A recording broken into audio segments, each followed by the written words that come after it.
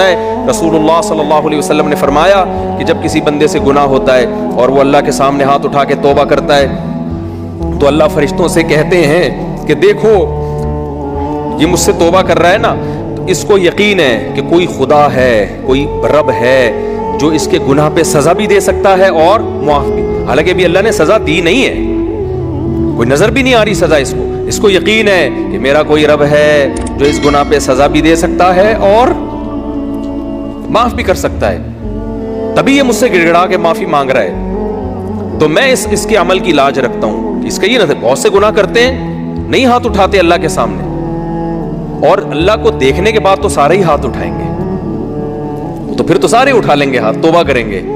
अल्लाह कह रहे देखा नहीं है इसने, मेरी आयात पर ईमान लाया है, मेरी निशानियां देखकर, मेरे पैगंबरों की दावत पर लब्बैक कहा है, तो इस अमल की लाज रख के मैं इसकी तौबा को कबूल करूंगा। हदीस में आता है फिर वो दोबारा गुनाह करता है, फिर दोबारा अल्लाह के सामने आके माफी मांगता है। अल्लाह कहता है दोबारा गुनाह हो गया, फिर माफी मांगना इसकी अलामत है, इसको यकीन है कि मेरा कोई रब है जो गुनाहों पे सजा भी दे सकता है और जजा भी दे सकता है, माफ भी कर सकता है। तो फिर ये माफी मांग रहा है। नबी सल्लल्लाहु अलैहि वसल्लम की हदीस का मफहूम है 70 दफा भी कोई गुनाह करके 70 दफा तौबा करेगा तो अल्लाह उसके इस जज्बे की लाज रखकर उसके गुनाह को माफ करेगा। इसका मतलब ये नहीं कि आप 70 दफा गुनाह करें, मकसद एक समझाना है कि तौबा में ताखीर ना करें। तो अल्लाह माफ क्यों कर रहा है?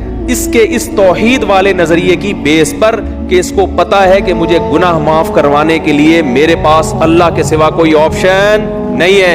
तो तौहीद अल्लाह को बहुत पसंद है, शिर्क से अल्लाह को बहुत ज्यादा नफरत।